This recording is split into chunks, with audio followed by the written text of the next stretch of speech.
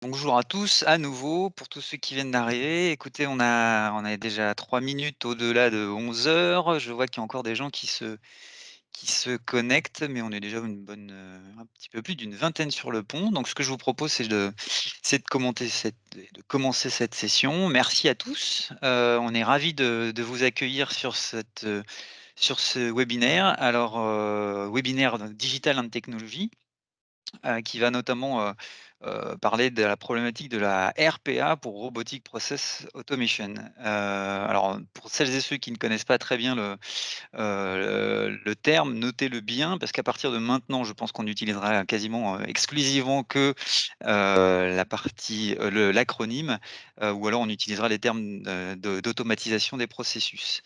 Il est 11h04. On va être ensemble pour un peu plus d'1 heure, au cours de laquelle nous nous attacherons donc à répondre à cette question de savoir comment est-ce que vous pouvez automatiser vos processus en garantissant surtout sécurité et conformité de votre SI.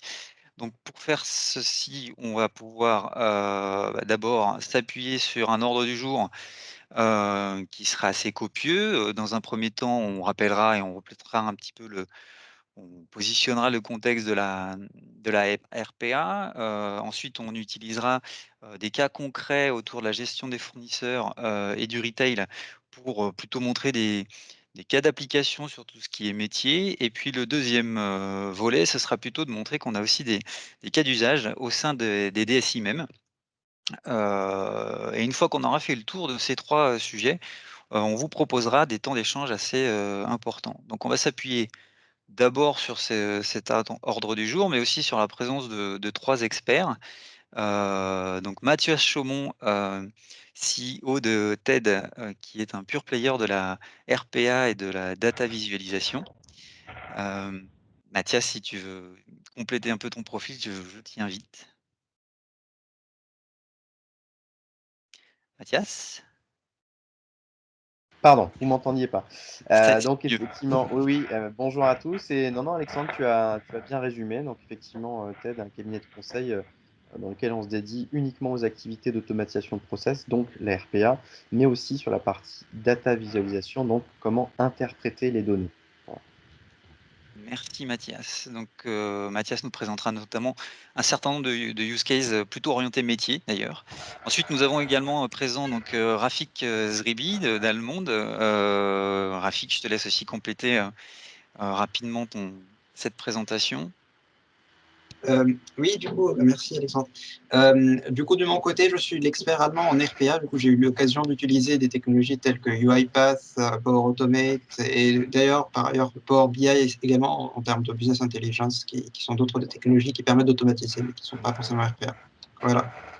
Et nous avons également donc Gabriel Leperlier, qui est donc, partner, chez Almonde sur, la BU, Information Security. Bonjour Gabriel. Bonjour à tous, oui, effectivement. Donc j'ai rejoint Allemande il y a un peu plus d'un mois maintenant en tant que partenaire sur toutes les activités de gouvernance, risque et conformité. Donc je tâcherai aujourd'hui de vous donner mon éclairage et puis mon avis sur comment aussi ne pas oublier la cybersécurité dans un process RPA.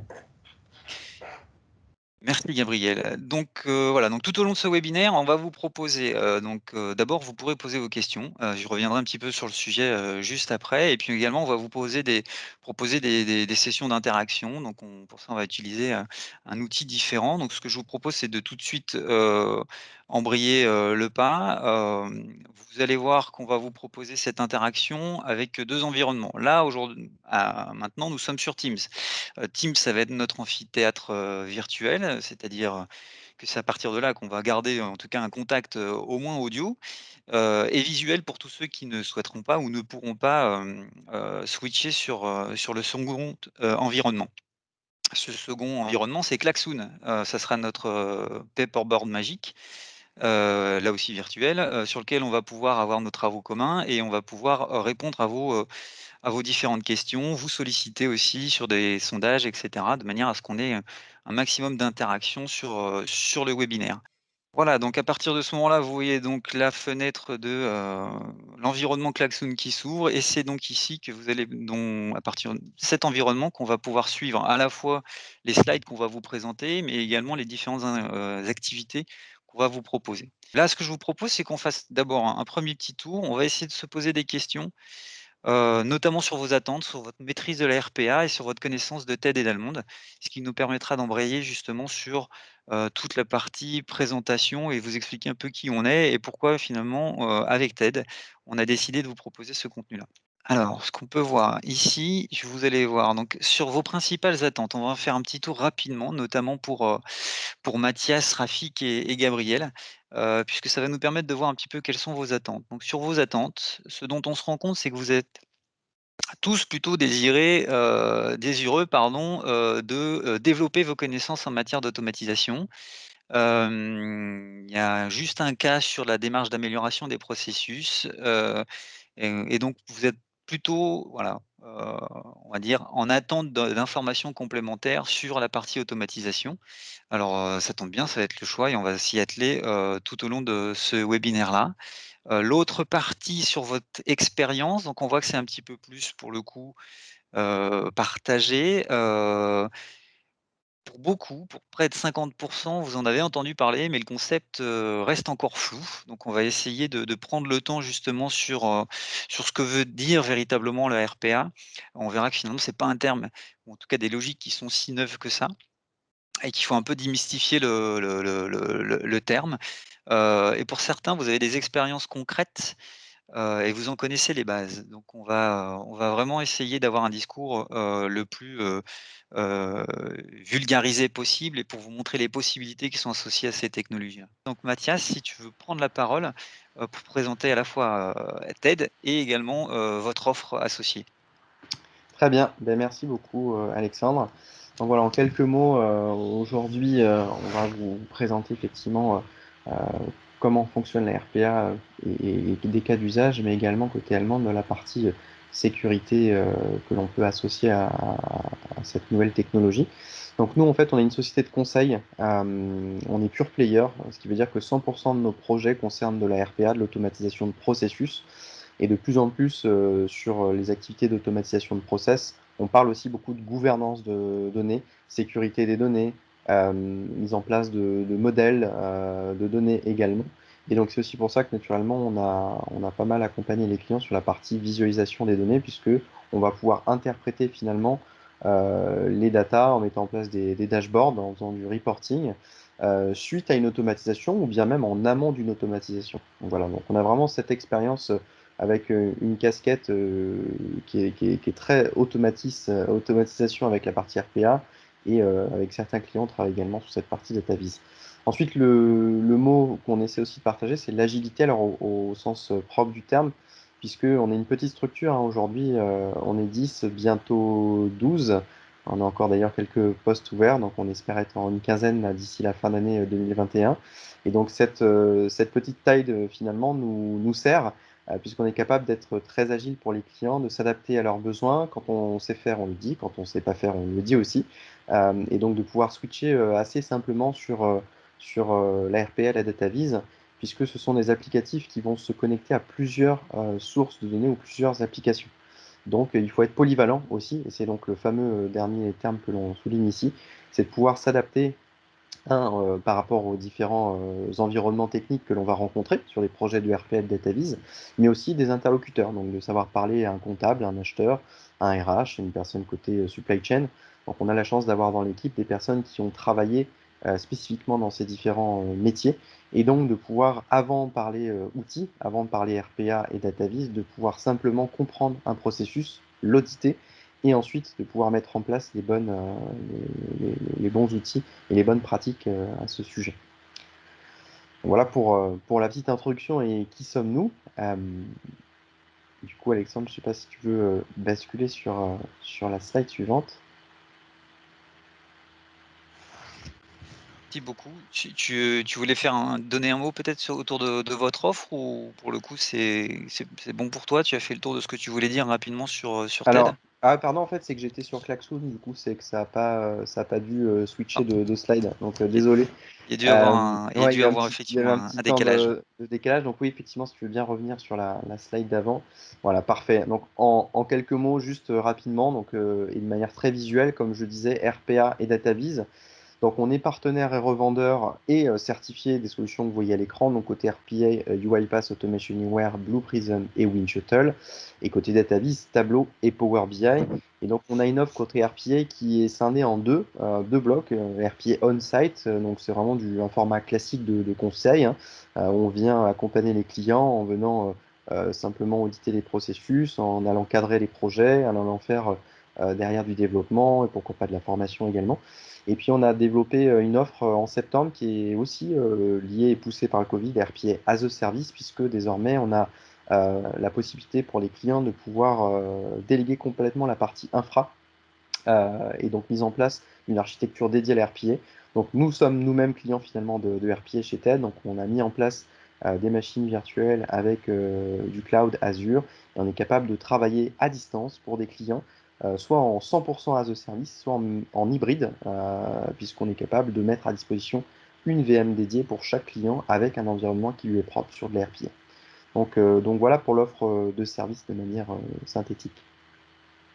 Merci beaucoup, Mathias. Donc alors de côté Allemande, brièvement, pourquoi est-ce qu'on se rapproche, finalement de TED? Alors tout d'abord parce qu'on partage, là aussi des convictions autour des approches orientées processus, hein. À partir de ce besoin, on verra que ce trait d'union, de la RPA est parfait. On va partir de processus qui soient métiers ou que ce soit DSI et puis on va essayer d'automatiser, ces différents points avec, un ensemble de mécanismes de valorisation de la donnée au final, et ce sont des convictions qu'on partage avec TED. Ensuite, le deuxième point, c'est que, par rapport à TED, on intervient vraiment de manière complémentaire, tant sur les domaines d'application et d'expertise que de contexte d'intervention, pardon. Chez Allemande, nous accompagnons les clients, sur la définition de leur stratégie IT et également en les aidant à prendre du recul sur les différents chantiers prioritaires, tout en maîtrisant un maximum les risques associés à ces chantiers-là. On s'appuie pour ça sur 3 différents piliers. Tout d'abord, tout ce qui est digital et technologie, avec notamment donc l'offre RPA qui y figure. Nous avons également donc une expertise et 2e pilier sur la sécurité de l'information, et puis le 3e pilier qui est transverse, qui est d'offrir des formations, fort de ses expertises sur ces 2 piliers. On regroupe aujourd'hui plus de 160 collaborateurs, répartis sur 4 sites, dont un premier à l'international d'ailleurs qui vient de s'ouvrir du côté de Genève. On a environ, plus de 230 clients dans notre portefeuille, qui génèrent un chiffre d'affaires de plus de 20 millions d'euros et dont 50 provient d'acteurs du CAC 40. Donc ça, c'est pour présenter un petit peu et rapidement, Almonde. Ce qui est important de comprendre effectivement derrière, c'est qu'on a donc ce positionnement-là aussi sur l'offre, RPA. C'est-à-dire qu'on s'appuie sur, nos compétences, à savoir d'abord notre positionnement de conseil, notre vision, métier, de l'IT, notre expertise en matière de sécurité de l'information et de conformité des SI, ce qui nous amène à accompagner, les clients sur, l'ensemble du processus. Depuis cette cartographie des processus automatisés comme le précisait Mathias, jusqu'au déploiement et à la chaîne de déploiement de la RPA, notamment en focalisant sur cette notion de plan d'automatisation avec des processus qui sont éligibles, d'autres qui ne le sont pas, et donc de vous aider à vous accompagner sur l'ensemble de ces points-là. Donc, une vision complémentaire par rapport à TED, d'abord sur notre manière d'intervenir, qui est plutôt en fil rouge sur tout le processus de de, de déploiement de la RPA. Ensuite, des spécificités autour de, la sécurité et la conformité, de vos SI. Ce qui fait que voilà, cette, approche et cette complémentarité avec TED pardon, nous amène aujourd'hui à vous proposer, à nous rapprocher pour vous proposer donc ce webinaire. Alors rentrons dans le vif du sujet. Qu'est-ce que la RPA? On va se donner quelques minutes pour replanter un petit peu le décor. Sur cette slide donc qui est assez, fournie, bon le titre, est assez évocateur. La RPA, effectivement, on peut voir ça comme une histoire, une vieille histoire moderne, dans la mesure où, l'automatisation des tâches répétitives, n'est pas une préoccupation, nouvelle, hein. Elle fait partie de l'arsenal des solutions qui concrétisent les démarches d'amélioration, processus, que vous pouvez d'ailleurs entamer, via du Lean Six Sigma ou simplement dans le cadre de vos modélisations de processus. Donc ce ne sont pas des préoccupations, qui sont, nouvelles. Le but, c'est d'avoir à la fois des leviers organisationnels dans le cadre de ces optimisations de processus, mais aussi des leviers technologiques. Bon, avec la RPA, on en tire un maximum dans la mesure où toute la force du RPA, c'est justement de représenter ce trait d'union entre le besoin donc métier, et l'IT. En proposant des solutions, on le verra, qui sont finalement assez simples à mettre en œuvre, qui répondent à des problématiques concrètes et dont les résultats sont assez rapidement mesurables. Ce qui fait qu'on va se retrouver dans une dimension qui vous permettra d'apporter de la valeur assez rapidement, d'avoir un effet de démonstration qui est aussi également assez rapide, tout en, prenant bien garde et ça, Gabriel nous le rappellera tout au long du webinaire, de respecter un certain nombre de bonnes pratiques et de faire attention à certains point, qu'on nommera point de vigilance un peu plus tard. Donc au final, fort de cette position, et au gré des évolutions technologiques, du marché, mais aussi de la capacité croissante des organisations à modéliser leur activité, les processus éligibles à l'automatisation se multiplient et dépassent en fait les domaines historiques qui étaient, ceux de la finance, et de la RH, même si on voit que, ça occupe encore plus de 50 des domaines d'activité. Donc, maintenant, on s'attache aussi à tout ce qui est performance métier, excellence opérationnelle, gouvernance de données, comme nous l'a dit, Mathias, mais également sécurité et conformité du système d'information. Donc tout ça sont désormais des cas d'utilisation qui sont bien décrits, de sorte que la RPA se définit maintenant vraiment comme un marché mature, hein. Vous voyez bien que, on est en constante augmentation sur ce marché, avec une part de services qui commence aussi à un peu à exploser, par rapport au software. C'est notamment le positionnement de TED avec cette approche aussi, RPA as a service qui quelque part, as a software pardon, qui quelque part fait le mélange des 2 sujets. On a également des acteurs qui sont bien connus. On a parlé du UiPath, on a parlé de Microsoft, avec, Power Automate, on a parlé d'Automation Anywhere.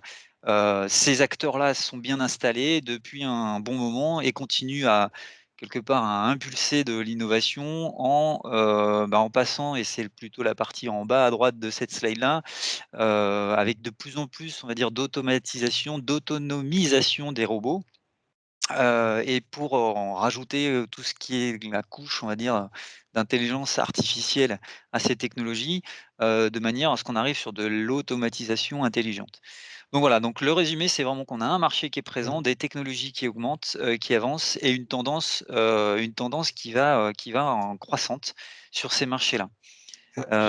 Oui. Juste pour rajouter un petit point sur ce que tu as dit, en fait, et la raison pour laquelle on parle réellement aujourd'hui de RPA par rapport à ce qui se faisait avant, c'était qu'avant, il y avait vraiment besoin d'un bagage de coding, de connaissances en fait, de la technologie pour permettre cette automatisation hein, via, par exemple, le Task Manager ou des codes sur PowerShell. La différence aujourd'hui avec la RPA, c'est justement que l'outil est beaucoup plus simple d'utilisation, ce qui fait que quelqu'un qui n'a pas de formation d'ingénieur ou même de développeur codeur peut tout simplement créer un robot par lui-même et le mettre en place, en fait. Et c'est ça qui est en train de justement booster en fait la croissance de la RPA en tant que technologie et l'automatisation de manière généralisée. Mmh. On rentre dans tout ce qui est un peu, low code et on verra aussi que sur C'est les bien ça. modèles, il y a des intérêts dans la mesure où on est plus sur du spécifique, on rentre davantage sur des choses qui sont Mmh. généricables. Il y a les offres de type, comme celle de TED qui permettent également de diminuer tout ce qui est coût d'exploitation, de manière à très intéressante aussi pour les DSI. Donc, la mouvance, on va dire, des DSI et de l'informatique est également suivie au niveau, de l'évolution des technologies et de ce qu'embarque la RPA aujourd'hui. Oui, tout à fait. Donc voilà pour la présentation. Alors maintenant que le contexte est planté, qu'on espère que la magie a pris, hem, Ce qu'on va vous proposer et ce que Mathias va vous présenter, c'est l'intérêt aussi de raisonner, davantage en roadmap sur ces problématiques-là, en identifiant donc en ayant vraiment une stratégie d'automatisation de vos processus, parce que ça va être un petit peu la clé. Ça va vous permettre voilà, de vous engager dans une démarche, tout en, présentant des résultats qui sont finalement, marqués dans le temps. Donc faire, des petits pas, mais aussi rentrer dans une logique un peu itérative, en ayant des démonstrations et des preuves de valeur, qui seront faites, pas après pas, mais en tout cas en ayant vraiment cette relation, cette logique, de rentrer dans une logique en tout cas de stratégie, qui soit assez marquée. Donc Mathias, je te laisse prendre, la suite assez rapidement Oui, sur cette dernière introduction et le contexte de l'RPA. très bien. Merci Alexandre. Donc voilà, en quelques mots, on a voulu aussi vous montrer pourquoi est-ce que la RPA aujourd'hui, alors ça peut paraître comme beaucoup de sujets, hein, être un buzzword, comme on a vu venir le big data, comme on a vu passer l'IA aussi, qui commence à s'intégrer de plus en plus dans les entreprises, mais qui est parfois difficile à mettre en place. Et la RPA aujourd'hui, elle lève plein de problématiques qui finalement pouvaient être visibles sur des sujets que j'ai mentionnés juste auparavant. Et donc, dans quel cas est-ce qu'on voit que la RPA peut être vraiment une stratégie de développement? Il y a des enjeux sociaux, sociétaux. On l'a vu notamment avec la Covid, hein, le télétravail, la génération Z aussi qui arrive. On a d'autres manières de travailler. Et donc, on a de plus en plus besoin de déléguer. On a plein de micro-tâches. Et donc, c'est intéressant de pouvoir associer la RPA à cet enjeu-là. Un deuxième enjeu qui est le plus connu, on va dire, avec la RPA, c'est la partie cost killing, hein. Je veux réduire mes coûts, je veux faire plus de marge si je vends un produit. Et donc, je veux essayer, notamment lors de la mise en place de mon excellence opérationnelle, on parle aussi de cette partie cost killing. Et donc, il est évident que la RPA, vu qu'elle fait gagner du temps, va permettre de réaliser des réductions de coûts sur de l'infra, sur du software, mais aussi sur des effectifs que l'on ne remplacerait pas, ce qui peut arriver des départs en retraite, par exemple. Ensuite, le troisième enjeu que l'on va avoir pour mettre en place de la RPA, c'est la transformation digitale, puisque ça s'inscrit pour le coup pleinement dans un programme de transformation digitale, que ce soit global pour l'entreprise, mais aussi on le voit avec des clients, la transformation digitale finance, la transformation digitale supply chain ou même RH. Donc on est capable de mettre en place des petits robots pour pouvoir traiter différents processus, qu'ils soient d'ailleurs grands ou petits, hein. Mais l'idée, c'est aussi de pouvoir se dire à un moment donné, je réduis le papier, je réduis des processus manuels, et puis au-delà de ça, quand on met en place des projets de RPA, en fait, on va se reposer les questions sur un process qui existe depuis déjà beaucoup d'années dans l'entreprise, mais finalement, on va recentraliser la connaissance à ce moment-là, on va écrire le process, et donc on va aussi amener une forme de responsabilisation des acteurs du métier autour d'un même processus. Et puis enfin, la RPA, pour moi, il y a également une stratégie à avoir avec un enjeu business. On peut avoir une opportunité marché, on veut aller très vite pour sortir un nouveau produit, par exemple, si je prends ce cas-là. Et donc, on n'a pas forcément les ressources qui peuvent être aussi efficaces qu'un robot, parce que le robot, voilà, il peut travailler 24 sur 24, 7 jours sur 7, et puis il est plus rapide. Mais aussi, c'est qu'on n'a peut-être pas la bande passante pour ses équipes pour s'occuper d'un sujet. Donc, un robot, il peut amener à travailler sur une opportunité marché et donc d'aller vendre plus rapidement un produit ou vendre mieux un produit sur le marché. Donc voilà les quatre grandes familles en tout cas d'enjeux et pourquoi est-ce que l'RPA peut s'inscrire en termes de stratégie. Ensuite, il y a différentes organisations à mettre en place en termes de RPA. Donc, c'est des organisations qu'on a pu voir chez des clients, qu'on a pu conseiller aussi chez des clients. Bon, il y en a trois. Après, ce n'est pas une science exacte, hein. On peut en trouver d'autres, plus hybrides chez d'autres clients. Mais en tout cas, c'est les trois grandes familles d'organisations qu'on a pu voir et ou mettre en place chez les clients. Le premier, c'est mise en place d'une Digital Factory. Donc, on est vraiment en relation avec l'IT qui centralise tout sur la partie RPA. Donc l'infra, la gestion des licences, les développements aussi, la maintenance et tout ce qui se passe ensuite au niveau du support. Donc ça, c'est vraiment quelque chose qui est intéressant, la Digital Factory, parce qu'on va avoir ce point central qui est côté IT. Ensuite, on va avoir un modèle un peu plus hybride, on va dire, où on va mettre en place des business champions. Donc, c'est plutôt des gens qui sont appétents avec des solutions technologiques et qui, eux, vont un peu porter la voix de la RPA au sein des métiers. Et donc, l'IT va toujours gérer cette partie technique infra, mais derrière, les champions, eux, sont désignés, ils vont être capables d'aller développer. Ils vont être capables d'aller récolter des besoins, d'aller challenger aussi le business, et ils vont faire le relais avec l'IT lorsque c'est nécessaire. Et puis enfin, on va avoir un programme un peu plus ouvert et plus large quand on veut un peu mettre en masse la RPA au sein de l'entreprise globalement. On va parler plutôt de self-user, donc les licences et les infras sont gérées à 100% même côté métier. Alors, elles peuvent être parfois gérées, co-gérées avec l'IT, mais on l'a vu, nous, où c'est totalement géré par les utilisateurs, puisque ça fait partie des outils sur lesquels on peut décharger aussi l'IT, de pouvoir voilà, installer des choses, maintenir des choses. C'est des logiciels qui sont assez faciles à installer.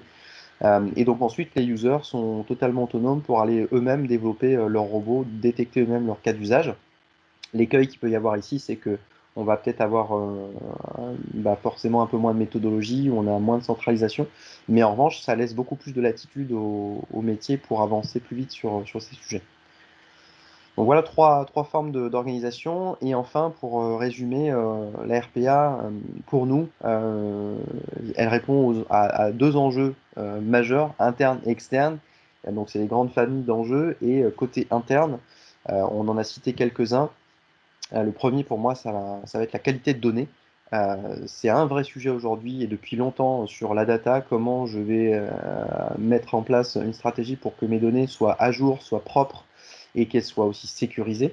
Et donc la RPA répond aujourd'hui à ce genre de problématiques très bien.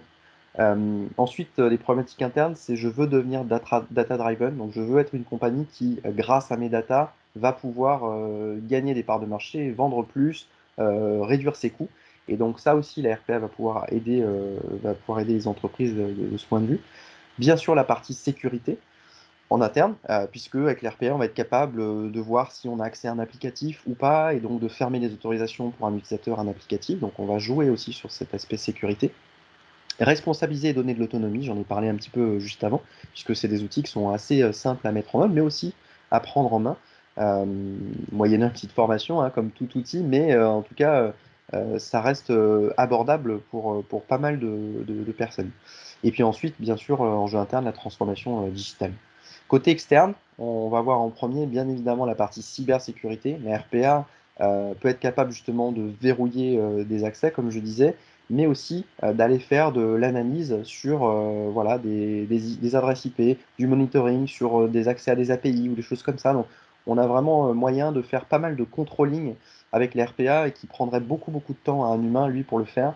Et donc, les RPA va simplement envoyer des logs d'erreurs ou des alertes à des agents qui vont, eux, prendre les actions et prendre les décisions. À externe, j'en ai un petit peu aussi parlé, la partie fast time to market, si je vends un produit et que c'est tout de suite, il y a un concurrent, il faut que je me positionne, et ben, comment aller plus vite sans forcément recruter 15 personnes? Eh bien, on va développer un robot. Un marché concurrentiel peut effectivement, on peut se poser la question de mettre en place de la RPA aussi pour pouvoir le rattraper ou pouvoir doubler un concurrent. La partie SAV, travailler sur tout ce qui est voilà, standardisé des requêtes reçues par des clients, que ce soit donc des clients externes, donc de pouvoir apporter en fait cette casquette technologique brique RP1 pour pouvoir traiter des entrées d'email, des entrées de tickets, des entrées de demandes. Et donc ça marche très bien également.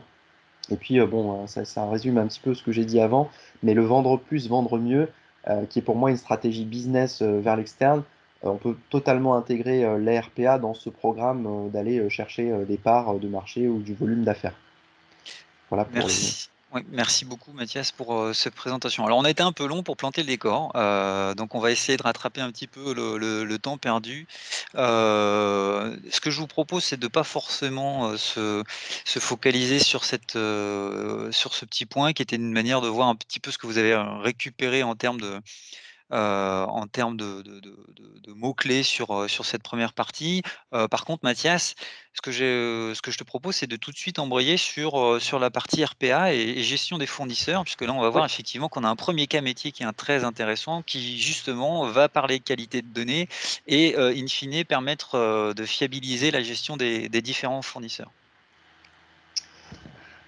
exact. Donc la qualité de données, j'en ai un peu parlé juste avant, et ça fait partie, en tout cas chez TED, de 75% de nos échanges avec les clients. Donc c'est vraiment un pain point identifié. Et aujourd'hui, on a ce cas d'usage que l'on traite chez pas mal de clients différents de divers secteurs. Et on en a voulu citer un qui était assez évocateur. Donc les master data fournisseurs, donc, qui peuvent être dans un ERP ou dans un CRM. En l'occurrence, ici, on avait un projet sur la partie SAP, comme assez souvent sur les master data. Donc les points problématiques ici qu'on a rencontrés, c'est qu'il y a un volume de données qui est conséquent.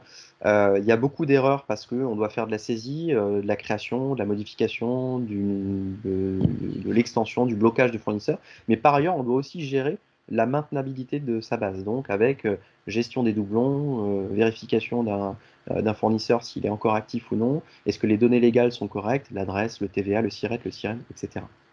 Donc ça, c'est le contexte que l'on peut retrouver chez pas mal de clients.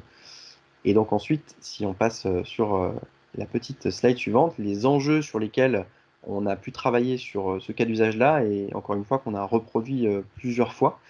C'est aussi ça qui est intéressant avec les RPA, c'est qu'on est capable de standardiser en fait des cas d'usage, contrairement aussi à d'autres outils. Et donc pour maintenir à la fois une base, mais aussi insérer des datas, il faut gérer, en tout cas pour certains clients, beaucoup de demandes par jour qui peuvent être réceptionnées par email, ou certaines par papier aussi, encore. Et donc, si on fait un parallèle avec un temps passé, si on reçoit 500 demandes de correctifs, de demandes de création ou d'ajout de données dans une base, ça représente en moyenne 12 minutes pour une fiche fournisseur. Et donc, au total, une personne passe 12 jours et demi par mois à faire que ça. Donc, c'est énorme. Euh, et donc, du coup, l'idée pour nous, c'est de pouvoir décharger un maximum les personnes qui traitent ce genre de tâches pour se concentrer sur de l'essentiel derrière et sur des projets notamment. Donc l'accompagnement que l'on a réussi à standardiser chez plusieurs clients, on a travaillé sur plusieurs solutions donc, que vous allez reconnaître ici, donc SAP notamment. On a mixé aussi de la data vise en dernier élément de projet avec Power BI. Mais le plus important, c'est qu'on a digitalisé un processus qui est à la base standard dans beaucoup d'entreprises et qui est très souvent manuel. Réception d'un email, demande, et ensuite je vais dans SAP pour charger des données. On a des problèmes à cet endroit-là qui sont d'ordre sécurité, puisque beaucoup de gens ont accès à SAP alors qu'on ne le voudrait pas. Beaucoup de gens font des demandes par email, on n'arrive pas forcément à les contrôler. Et d'un point de vue très RPA, on va vouloir aller plus vite pour la création des datas et aussi créer les bonnes datas au bon endroit. Donc WinShuttle a été une solution qu'on a utilisée beaucoup, qui est un outil de RPA exclusivement dédié à SAP. Donc, il nous a permis de mettre en place des formulaires web pour interagir avec les utilisateurs métiers, donc des acheteurs, des comptables principalement. Et ensuite, derrière, d'intégrer une phase de workflow, donc des validations en fonction de critères avec des règles de gestion métier aussi. C'est aussi l'intérêt de l'RPA, c'est qu'on va intégrer des règles de gestion métier dans l'outil qui, lui, va interpréter, va calculer des choses automatiquement. Et puis ensuite, créer ce pont avec SAP automatiquement pour qu'il n'y ait plus aucune action manuelle pour le chargement des données. Et donc en fin de chaîne, on a mis en place, donc, comme je disais, du dashboard avec Power BI. On a pu le faire chez d'autres clients avec du Tableau Software, puisque ces outils-là, on va être capable de se connecter sur du SAP, sur des fichiers plats CSV Excel, mais aussi sur des bases SQL par exemple. Voilà pour cette partie-là. Merci beaucoup Mathias. Donc sur ce point-là, on a justement choisi de mettre en avant un certain nombre, alors vous voyez des icônes là.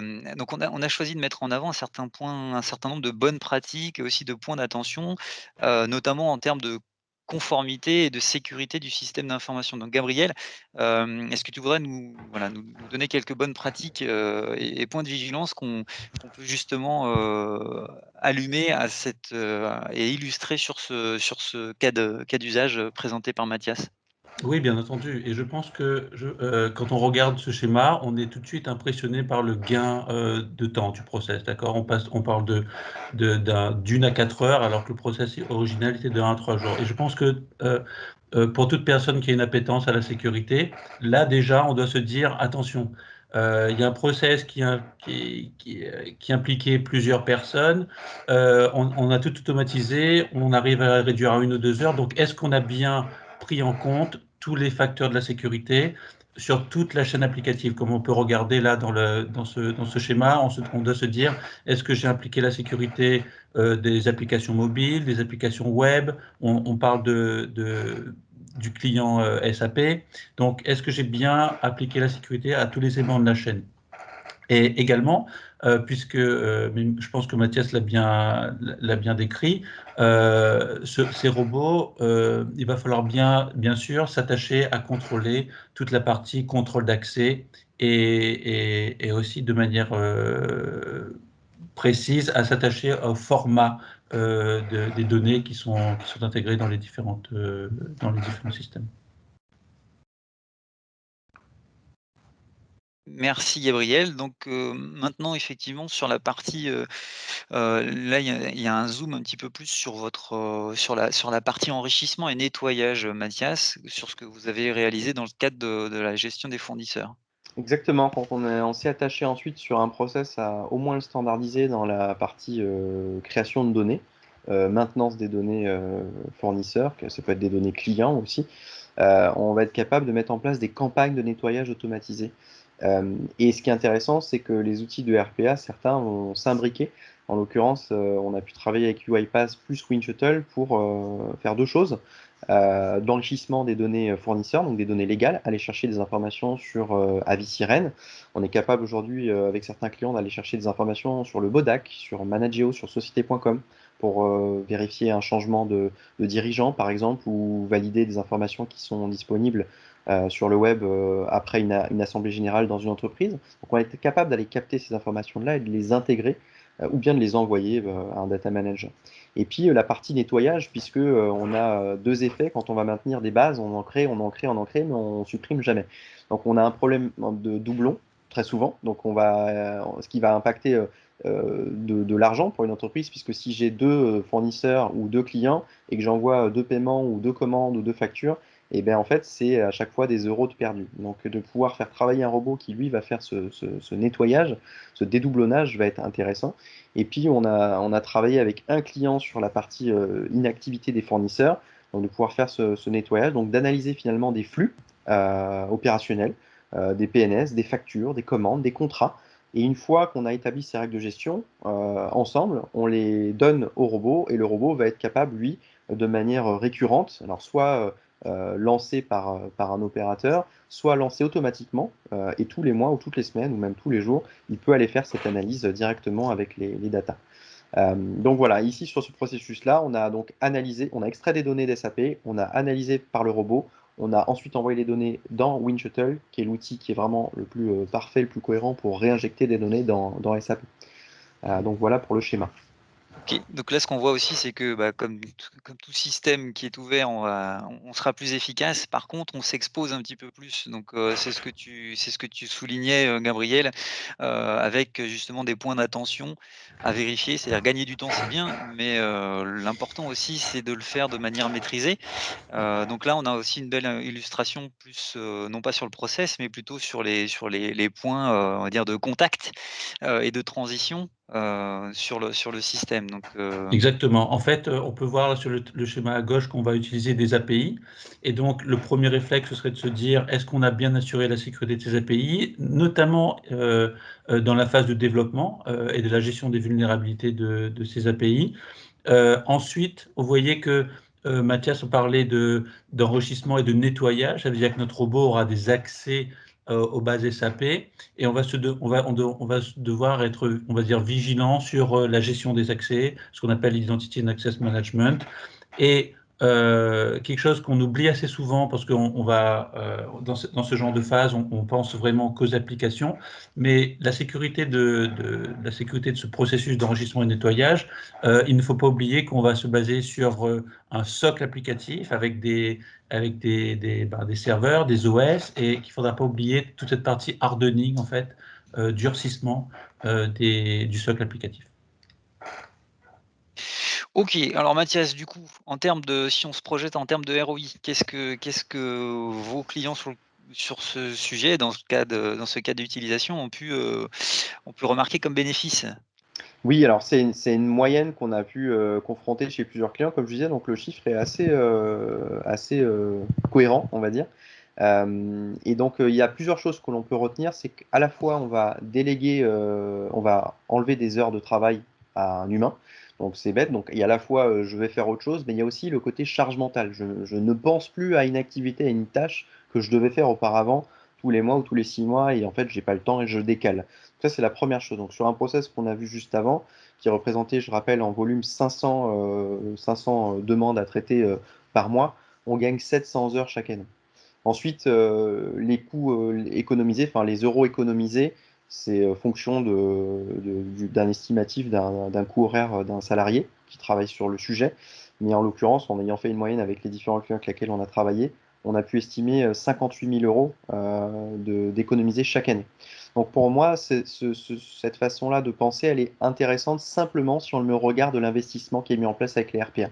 On parle souvent de ROI sur des projets, on dit on a gagné de l'argent, mais finalement on ne regarde pas non plus ce qu'on a dépensé. Donc pour moi, ce qui est important quand on va proposer une prestation à un client de RPA, c'est de dire combien vous êtes capable peut-être de gagner, et ça peut être des heures, ça peut être de la qualité de données, ça peut être, comme je disais, décharger une charge mentale, ça peut être des euros économisés, mais derrière, il faut aussi le rapporter avec l'investissement fait en amont. Et ce qui est intéressant, c'est que les RPA, c'est des projets qui, parmi les projets digitaux, on va dire, sont pas du tout ceux qui coûtent le plus cher. Et donc, c'est pour ça qu'aujourd'hui, il y a beaucoup d'entreprises qui se lancent. C'est pas forcément des grosses entreprises du CAC 40, hein. On a pas mal de clients chez TED qui sont des petites PME, voire même des TPE, qui prennent le pas parce que, en fait, ils y voient l'intérêt rapidement avec des chiffres et c'est mesurable aussi assez simplement. C'est une pure équation de horaire avec des euros. Et donc, en gain de productivité, comme je le mets sur le troisième point, on va également voir du plus, hein, forcément, puisqu'on va travailler sur d'autres tâches à plus forte valeur ajoutée. Et puis enfin, le dernier point qu'on a toujours du mal à un peu estimer, c'est les erreurs, le traitement des erreurs, le coût d'une erreur.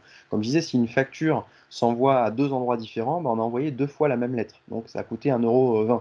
Et donc si on multiplie par le nombre de fournisseurs et le nombre d'erreurs chaque année, finalement, c'est des coûts qui passent un peu à la trappe, mais c'est des coûts qui existent. Et donc, quand on met ça mis bout à bout, on voit que les projets de RPA sont rentables rapidement et surtout à grande échelle. Parfait, merci pour ce petit point. Alors la vidéo, si tu veux bien, est-ce que tu souhaites qu'on la je pense qu'on est un petit peu juste si on veut pouvoir, parler des autres use cases. Oui. La vidéo donne une petite vision, on va dire, sur ce qu'apporte l'automate. Bon, voilà, je pense qu'on va peut-être essayer de On peut passer la sur partager. Oui, oui, je vais la partager juste dans le chat pour ceux qui veulent super. la regarder. Et puis comme ça, on bascule sur les cas suivants. Parfait, merci beaucoup Mathias. Donc l'autre cas justement, c'est un autre cas métier, mais qui est plutôt sur la partie retail, où on va se rendre compte qu'effectivement le RPA est une solution qui va permettre de construire des PNL beaucoup plus facilement, et surtout de les fiabiliser, et ensuite également de peut-être rentrer dans une notion de pilotage, des magasins, de manière un peu plus, en temps réel, donc avoir une plus grande réactivité. Donc voilà, Mathias vous a poussé sur le chat, la vidéo que vous pouvez donc, consulter, après notamment le webinaire également. Donc Mathias, je te redonne la Oui, main pour nous présenter rapidement ce très contexte-là. bien. On va essayer d'aller un petit peu plus vite sur la partie Exact. contexte. On va être Merci. synthétique. Donc ici, on parle de la RPA au service finalement du reporting. Et donc de mettre en place vraiment quelque chose d'efficient pour les financiers, pour la production du bilan, du PNL. Et donc on a pu travailler avec un client côté retail, hein, donc avec beaucoup de bases de données, beaucoup de sources de données qui ne sont pas du tout exploitées. Personne n'a la connaissance vraiment des règles de gestion métier. Pas de data model, beaucoup d'erreurs et doublons, encore une fois, dans les bases. Et donc, le but, c'est pour ce client-là, c'est de devenir data-driven. Donc, je veux, grâce à mes données, aller plus vite sur mon PNL et donc surtout piloter plus facilement et efficacement, opérationnellement, mes équipes. Voilà. Ça, c'est pour le contexte. Et donc l'environnement technique, donc vous le voyez sur la gauche, beaucoup de sources de données diverses et variées, des métiers divers impliqués sur ce gros projet, hein. On parle au marketing, au sales, à la finance, au HR, tout le monde utilise ces datas, mais finalement il n'y a pas de cohésion entre les différentes entités et chacun fait ses calculs dans son coin, donc pour prendre des décisions c'est un peu difficile. Donc c'est ce qu'on retranscrit sur la droite avec du reporting qui est fait ad hoc et sur du Excel, des prises de décision qui sont sans impact. On ne partage pas la connaissance, il n'y a pas de data model qui est rédigé, et donc non plus de data gouvernance. Donc il y a plusieurs aspects ici qui sont ressortis de ce projet. Et donc l'accompagnement, finalement, il s'est plutôt soldé par un projet assez classique, on va dire, de BI, Business Intelligence, dans lequel vous allez voir après, on a intégré de la RPA pour être plus efficace justement pour la restitution, la sécurité et la qualité des données, et donc du reporting. Donc on a travaillé à la fois sur la gouvernance, donc mise en place de la stratégie de la donnée. Ensuite, on a travaillé sur la partie extraction des données avec les diverses sources. On a fait de l'intégration, donc c'est là où on a travaillé avec un ETL et aussi la RPA. On a modélisé un nouveau modèle de données, puisqu'on était allé chercher des données dans plein de sources, et donc il a fallu reconstruire dans un entrepôt, donc dans un data lake, ce modèle. Et puis enfin, on a visualisé les données avec la partie data visualisation. Donc ça, c'est les 5 phases du projet. Et donc en environnement technique final, vous le voyez, ce qui a changé, c'est qu'au milieu, on a mis de la RPA et également un ETL. Donc pourquoi est-ce qu'on a mixé les deux sur ce projet-là? C'est qu'on a des connecteurs natifs avec Talend, un ETL qui est connu du marché, mais on a plein de connecteurs qui n'existent pas avec Talend. Et l'intérêt de la RPA, comme elle est censée et capable de simuler l'action d'un humain, on va être du coup capable de finalement pallier au manque de ces divers outils. Et surtout, on va y injecter des règles de gestion beaucoup plus poussées, beaucoup plus puissantes que dans un ETL classique. Donc la RPA sur ce projet-là nous a aidé à injecter des règles de gestion que l'on n'aurait pas pu mettre dans Talend et qu'il aurait fallu retraiter potentiellement dans la partie DataVis, et ce qui aurait alourdi potentiellement aussi le dashboard. Donc voilà, donc du coup, source de données, RPA, ETL, création d'un data lake, d'un data warehouse dans SQL Server et Power BI pour ensuite faire la restitution des données. Là aussi, Gabriel, on voit qu'on a surligné, on a mis en avant un certain nombre de bonnes pratiques à avoir, mais aussi de points de vigilance. Tu peux peut-être nous en donner 2-3 mots? On t'entend pas là, par contre, tu es toujours sur mute. Désolé, oui. Je ne vais pas donc me répéter, mais effectivement, il faudra toujours faire partie, comme ce que j'ai dit tout à l'heure sur la partie Identity and Access Management de toute la. Vous voyez à gauche, on voit les bases de données Sage, Oracle et SAP. Donc cette partie-là est très importante.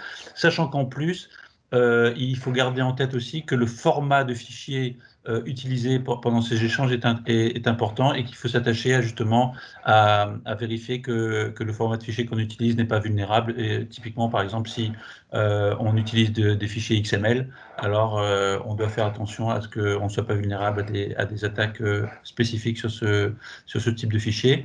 Et bien sûr, Mathias parlait de Data Warehouse, la sécurisation des accès à ces données. C'est pas parce que ce sont des robots qu'on ne doit pas vérifier est-ce qu'ils accèdent à la bonne base de données et qu'est-ce qu'ils font sur ce Data Warehouse. En termes de ROI rapidement, Mathias, tu peux effectivement nous montrer les différents points qui Oui, ont été donc soulignés sur ces use cases? 4 grands points majeurs. Donc, on a accompagné pas mal d'entités là dans cette entreprise, mais si on a le focus important qui était donné et l'enjeu important de ce client-là pour ce projet, c'était de pouvoir à un moment donné aussi limiter les pertes et la casse. Dans le retail, on a la partie supply chain pour alimenter des produits dans des magasins et les entrepôts aussi sont également dans la chaîne.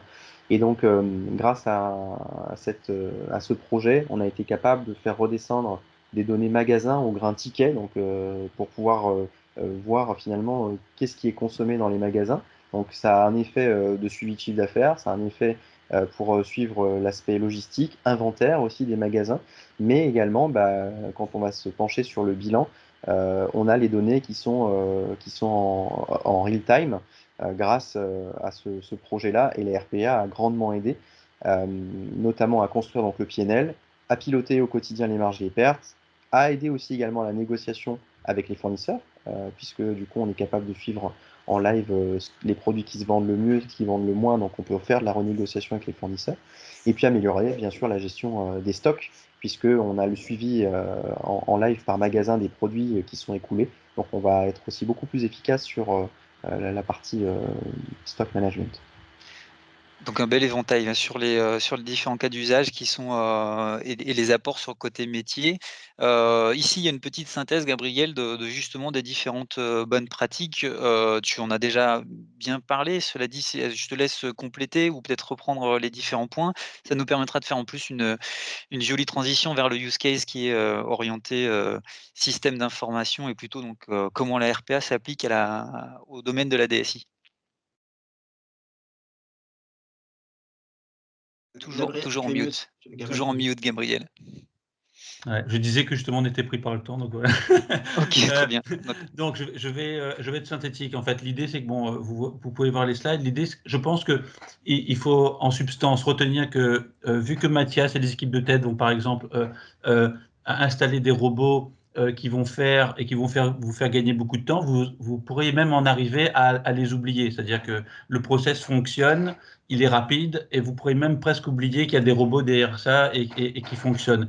Et donc, il ne faut pas, il faut se dire qu'un attaquant qui va réussir à rentrer dans votre système d'information, s'il réussit à prendre le contrôle de votre robot, il pourrait justement récupérer des informations, éventuellement même faire de la désinformation et modifier les informations, l'intégrité des données. Et donc, on vous donne ici des principes de base de la sécurité, mais en substance, il faudrait se rendre compte d'une modification ou d'une altération de votre robot, ce qui veut dire contrôle d'intégrité, File Integrity Monitoring, mais aussi gestion constante des accès. Donc un attaquant, qu'est-ce qu'il va faire? Il arrive dans le système d'information, il prend le contrôle de votre robot, et ben il va essayer de détourner en fait son application pour ses propres besoins. Et à ce moment-là, il va falloir déjà essayer de l'empêcher d'être capable d'accéder à votre robot. C'est pour ça qu'on parle de chiffrement de mots de passe, de stockage de mots de passe dans des coffres forts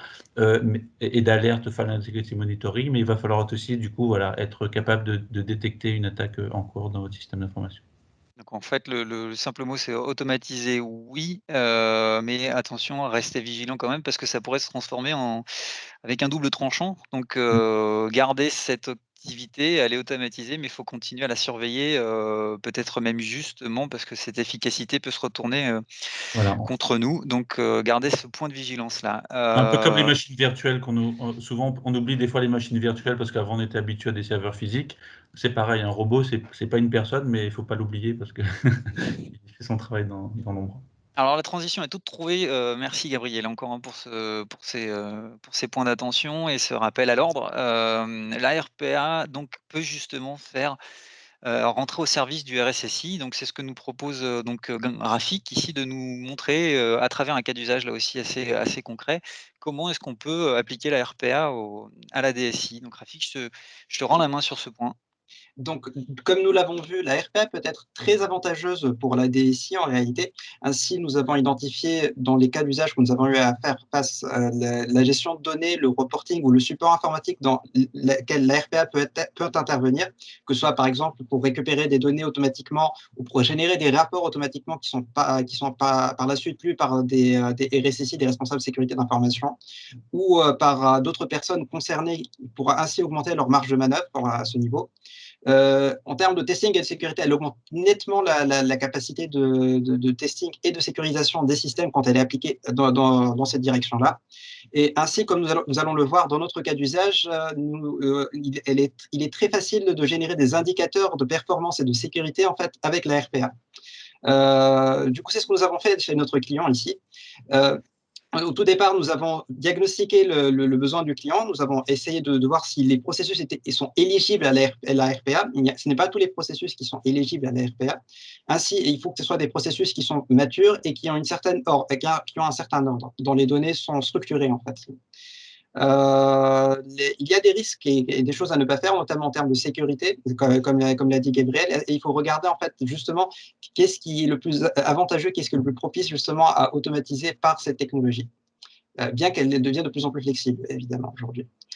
Une fois ce diagnostic réalisé des processus concernés, il suffit de réaliser un POC, un proof of concept. En fait, en gros, c'est un prototype du robot ou de l'automatisation, une architecture cible qu'on veut atteindre. Et suite à cela, nous nous occupons du design et de construire le robot. Et une fois que le robot a été mis en place, si jamais il y a des changements ou de la maintenance à faire, c'est également possible à réaliser et c'est ce que nous avons fait dans ce cas-là. Donc, si tu peux passer directement au slide suivant, s'il te plaît. Ainsi, dans notre cas, le client désirait en fait de récupérer des informations sur des sites web publics ainsi que sur des indicateurs qui sont présents en interne sur ces serveurs. Ces données-là doivent être ensuite intégrées dans un rapport qui est généré automatiquement. Donc, comment nous avons fait dans ce cas-là? Eh bien, la RPA peut justement entrer directement dans ces sites web publics et récupérer les informations par un processus qu'on appelle du screen scrapping ou de la lecture d'écran. grâce à cette connexion au site web public, les données sont centralisées dans des fichiers CSV et Excel par le robot finalement de RPA qui était UiPath dans notre cas. Et ensuite, on nous a fait en sorte que ces CSV et ces Excel étaient directement intégrés dans Power BI. Donc, Power BI, c'est un logiciel de business intelligence qui permet justement de créer des rapports mode Excel, on peut dire ça ainsi, mais de manière beaucoup plus poussée et qui est partiellement automatisée également. Ainsi, le robot récupère ces données sur les sites publics et en interne sur les serveurs et les intègre dans Power BI. Et Power BI s'occupe de générer des rapports qui sont présents en ligne et en cloud et qui peuvent être accessibles à tous, ce qui permettait réellement une vue dynamique sur tout le processus qui n'était pas possible jusqu'à là, qui devait être totalement fait manuellement. Donc là, on a une vision qui est plutôt, orientée processus. Là, on focalise plus sur l'architecture. Oui, tout à fait. Du coup, là, c'est la représentation en fait, graphique de ce qui a été réalisé. Du coup, à partir du poste allemand, le processus est lancé sur un serveur de rebond et ça permet justement en fait, à la connexion directement vers le serveur de rebond du client qui est intégré en fait, sur Azure. En fait. Un bloc de storage Azure qui permet justement de gérer à la fois le robot et Power BI et de rendre accessible finalement tous ces rapports de données qui finalement nécessitent une architecture qui est assez réduite par rapport à ce qui aurait pu être fait autrement. Ainsi, tout est présent sur le cloud et un script finalement, et la seule chose qui est présente localement, c'est le script de récupération de données qui doit être lancé localement, que ce soit du client ou allemand. Ici, dans ce cas-là, c'est à partir d'allemand que le script est lancé, mais il aurait pu très bien être fait également à partir du client. On était juste intermédiaire dans ce cas. Mais là, le grand avantage, c'était justement que tout était finalement présent sur le cloud, que ce soit Power BI ou que ce soit Azure, et permettait ainsi une intégration complète et qui était accessible partout par les personnes autorisées, évidemment. Dans la problématique sécurité, il a fallu autoriser les personnes qui étaient les plus habilitées, qui étaient en ce cas le RSSI pour accéder à ces données. Mais c'était un gain de temps qui était particulièrement important pour lui. Du coup, dans notre méthodologie d'analyse des offres en fait, que nous voulions réaliser, nous avons eu plusieurs cas. Étant donné, nous avons vu que la RPA il y a plusieurs technologies de RPA qui présentent différents avantages et inconvénients. Ainsi, dans notre cas, nous avons eu 3 technologies que nous avons dû comparer, Power Automate, Power BI et UiPath. Ainsi, nous avons eu des critères de comparaison en termes de coût. Par exemple, le coût est très important, la différence de coût est peut-être très importante, ainsi que les différences de licensing. Chaque logiciel et chaque solution a des schémas de licensing qui sont très différents l'un de l'autre. Ainsi, par exemple, UiPath a plutôt un mode de subscription qui est par user, tandis que UiPath est plus généralisé et a un coût plutôt par robot dans ce cas. Dans ce cadre-là, nous avons finalement opté pour une solution qui était plutôt UiPath et Power BI, mais Power BI Pro seulement. Power BI Frame, c'est un mode serveur qui était beaucoup plus coûteux du coup pour le client et qui ne semblait pas intéressant par rapport à ses besoins. Donc, c'est quelque chose qui doit être pris en compte et ce que nous avons fait également. Nous avons pris en compte les besoins du client et les problématiques de coût que nous avons dû comparer. Et ainsi, nous avons trouvé une solution qui était la plus adéquate pour le client qui a été acceptée. Donc, je vais passer au slide suivant, Alexandre.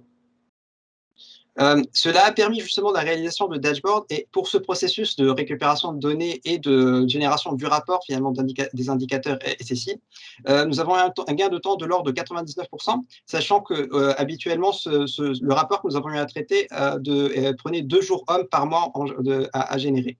Là, le processus est non seulement dynamique, c'est-à-dire qu'il est présent tout le temps, il n'a pas besoin d'être généré manuellement à chaque fois, mais de plus, le gain de temps est énorme en termes juste du traitement du robot qui est aujourd'hui fait de manière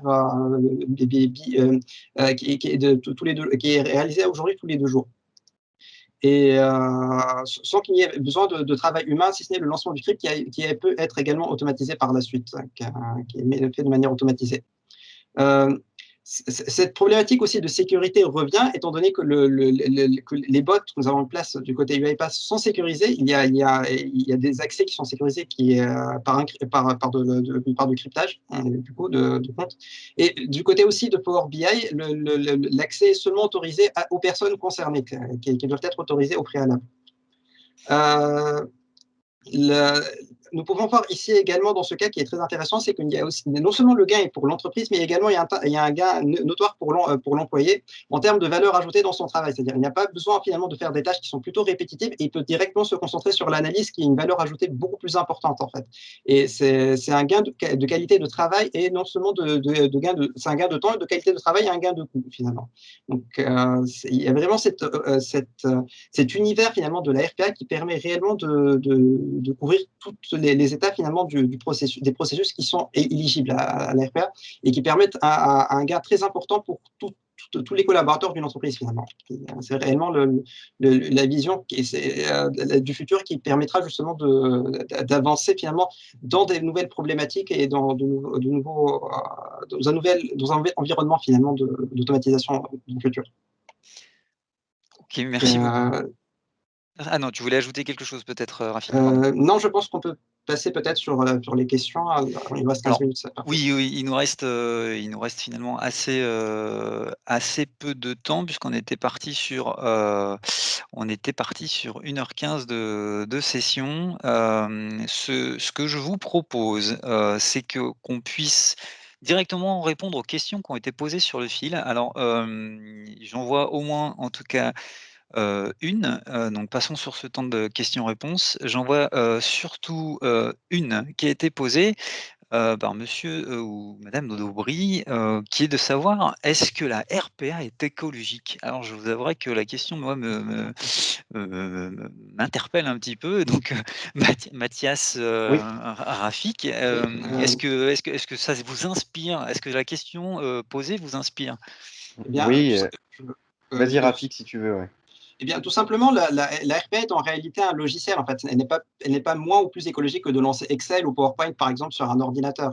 Après, enfin, ou le fait d'avoir un serveur pour une entreprise, en fait, tout simplement. Il ne faut pas voir la RPA comme si c'était une application ou un robot, en fait, qui se déplace, ou un drone, par exemple. Ce n'est pas vraiment le cas, en réalité. C'est véritablement un logiciel, en fait, qui se lance, mais qui permet d'automatiser les processus. Il faut vraiment le voir comme ça. En fait, dans le futur, ce sera peut-être comme Excel ou PowerPoint. En fait, ça sera réellement intégré. Tout le monde pourra créer ses petits robots pour des tâches très, très simples finalement. Voilà ce que je veux dire. Alors, je vais ajouter juste un petit point, effectivement, merci Rafik. En réalité, ce qui est intéressant, c'est que c'est un logiciel, donc il faut l'installer, donc forcément ça consomme de la bande, comme tout logiciel. Là où il peut être très consommateur, c'est si on a une ferme de robots qu'on laisse tourner 24 sur 24, 7 jours sur 7. Donc je pense qu'il y a aussi une responsabilisation à avoir sur comment je lance mon robot, à quel moment. Et c'est l'avantage aussi, c'est qu'un robot, on peut le paramétrer pour le lancer à certaines heures, à certains moments. On n'est pas obligé de laisser allumer tout le temps les machines virtuelles. Nous, c'est ce que l'on fait pour des clients. Ils paramètrent avec nous quand est-ce qu'on doit lancer le run pour eux, et on le fait. Ça permet d'économiser un peu d'électricité et donc de faire un peu moins chauffer la planète. Après, de dire que c'est purement écologique, je ne pense pas, mais en revanche, l'usage qu'on peut avoir, et pour moi, c'est une bonne pratique de se dire, bah, comme si on rentrait dans une pièce et qu'on allumait la lumière, on essaie de l'éteindre le plus souvent possible. Voilà.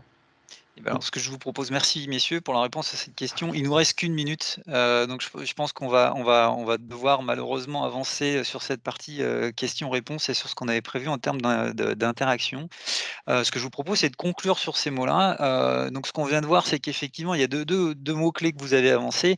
La première, c'est l'automatisation dans le sens, bah, au final, on va aller traquer tout ce qui est non valeur ajoutée comme dans les approches lean et puis on va essayer de faire en sorte que les personnes qui vont bénéficier de cette, automatisation d'une partie de leur activité puissent se focaliser justement sur leur valeur ajoutée. Donc on va passer vraiment sur, faire en sorte que les gens se focalisent sur ces 20 où ils ont une vraie valeur à apporter et qui ne sera pas remplaçable par un automatisme.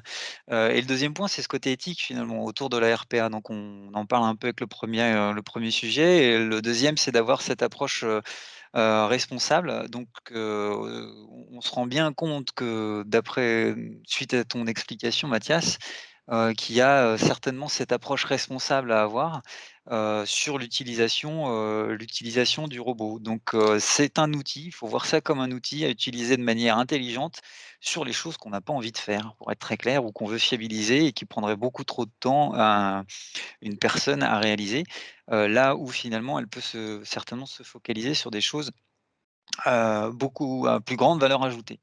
Donc En 3 points et en conclusion, il y a toute cette partie enjeu à laquelle on va essayer de répondre.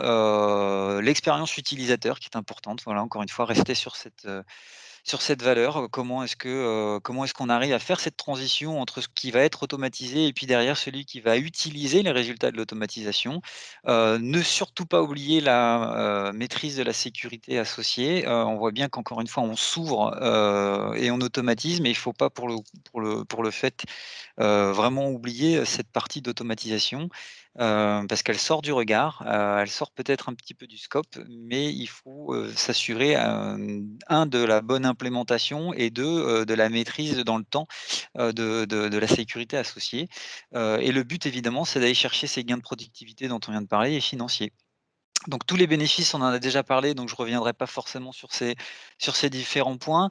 Le conseil qu'on vous donne avec TED aussi, c'est en termes d'approche, voilà, partez des processus, regardez ceux qui sont éligibles, remplissez une feuille de route avec, justement les différents processus qui sont suffisamment matures en interne, constituez votre roadmap d'automatisation et puis il faut allez-y, pas par pas, rentrez sur cette notion de démonstrateur, de POC, qui seront aussi importants pour toute la partie sécurité.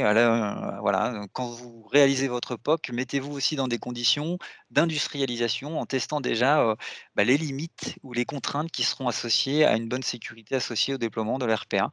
Parce que c'est certainement à ce moment-là que vous allez gagner la guerre et permettre aussi une plus grande adhésion, sur l'automatisation d'un certain nombre de processus.